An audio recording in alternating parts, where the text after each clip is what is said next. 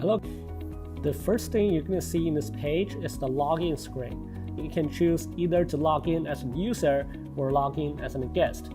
The difference between user and guest is that whether you can use our online cloud service to mesh the 3D point cloud file into a 3D printable model. If you choose to log in as a guest, the benefit is that you don't need the internet connection to use the app, but you won't really be able to mesh it through our online service.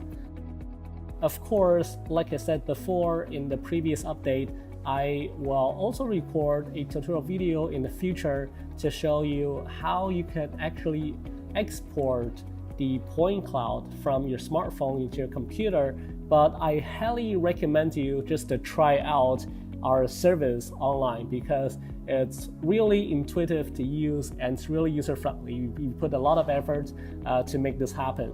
Okay, so this login.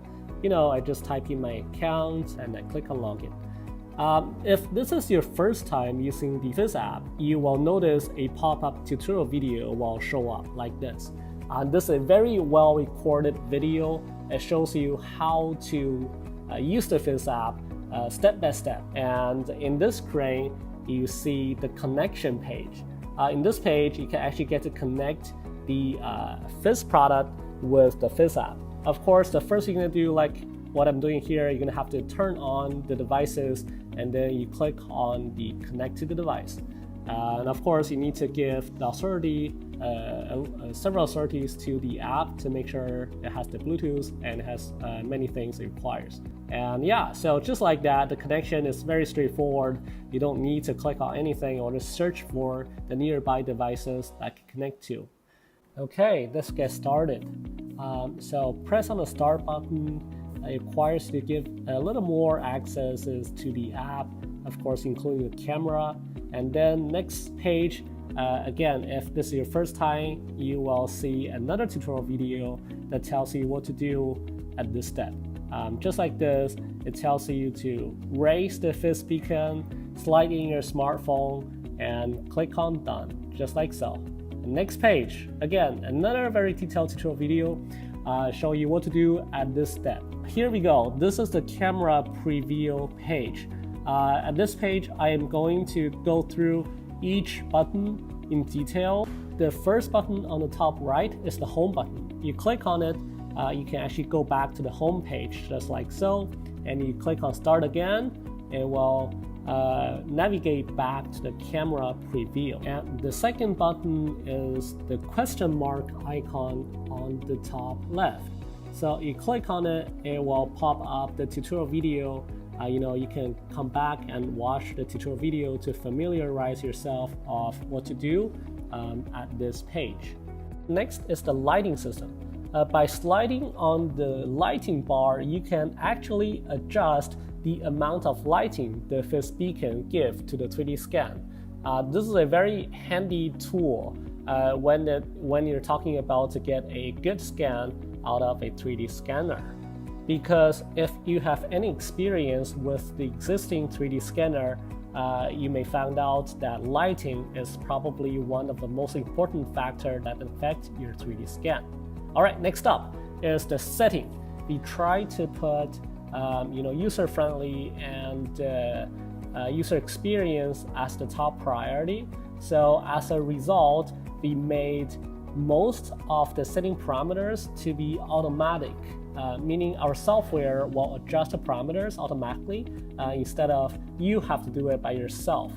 All right, so the first line, you're gonna choose, simply enough, you're gonna choose whether you wanna scan with the color or without the color, right? And of course, if you choose the color option, you will have a longer scan duration.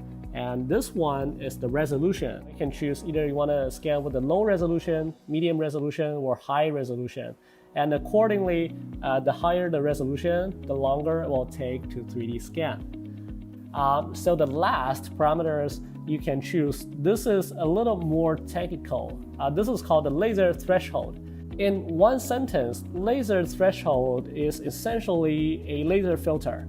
So as you increase the threshold value, you will tend to over-filter the laser. Eventually, at a certain point, the filter will be too much for the laser, and as a result, you won't really get laser at all. So this value really depends on the surrounding lighting. But for most cases, you can just leave it as default, which is at 80. Yeah, just leave at default. You should be okay for 99% of the time. Okay, that's all for the setting. Very easy, right? Let's go back to the main page. Before we jump to the 3D scan, there is one more thing I need to explain. That is the EV bar on the left side of the camera. See? So by adjusting this EV bar, you can actually adjust the brightness of the camera. Technically, this is called the exposure value. So by adjusting this exposure value, you can see you're making camera darker or brighter. The idea is you want to make the laser line as clear or as standing out as possible. For example, if I put this scanning object on the top of the turntable, you should, by adjusting the EV bar, you should make the laser line really obvious in the camera. For example, right now I max out the EV bar. The EV exposure is too little, right? Because the entire surrounding is also bright, and the laser isn't the most standing out as it should be. Okay, so now because we've been staying at this page for too long, it is a little precaution step that has a little warning said you've been here for a while, and the system turned off the laser to protect the laser unit, and you just simply click on yes, and it will jump back to the normal operation. Okay, so let's keep adjusting the EV bar so that we get a fairly good value. So as you can see, I think this position should be a good fit for our surrounding lighting, because the surrounding environment is dark enough so that the laser line is the most standing out line in the environment. And yeah, so this is good. And of course, by clicking on that little question mark, you get to have a sense. We have a comparison picture showing you what is a moderate laser EV value and what is the bad ones. Now we can start the scan procedure, and to start with, you need to remove the scan object and click on the calibration start. And of course, there is another tutorial video pops up, shows you what to do in this step, and I'm gonna close it up and I'll show you guys manually. So for this step, of course, you need to remove the scanning object first, and then you need to manually align the laser line with the turntable center. This is actually very straightforward and very easy, because you have a centering mark on the right in the center of the turntable. You just simply put it in the center. It's actually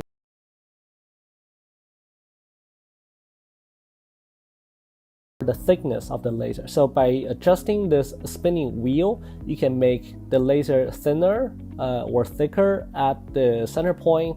And of course, the best case is that you want to make the laser line at the center as thin as possible. So okay, so now you've made the two adjustments at the step, and you just click on the done button, and now the turntable should be rotating by itself.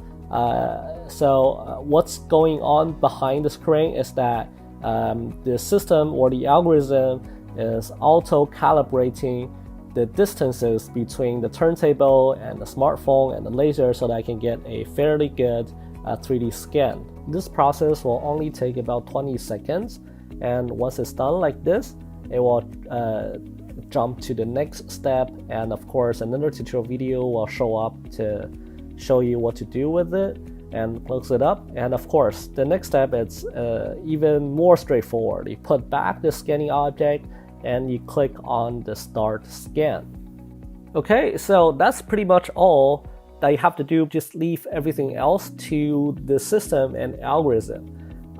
The actual scan duration will take between 10 minutes and 30 minutes.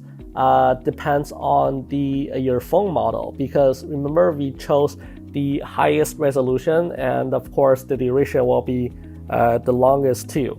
But still, depends on the phone, it will take about 10 minutes to 30 minutes. And in my case, because I have a very cheap Xiaomi phone, it will probably take 30 minutes or so to finish the scan.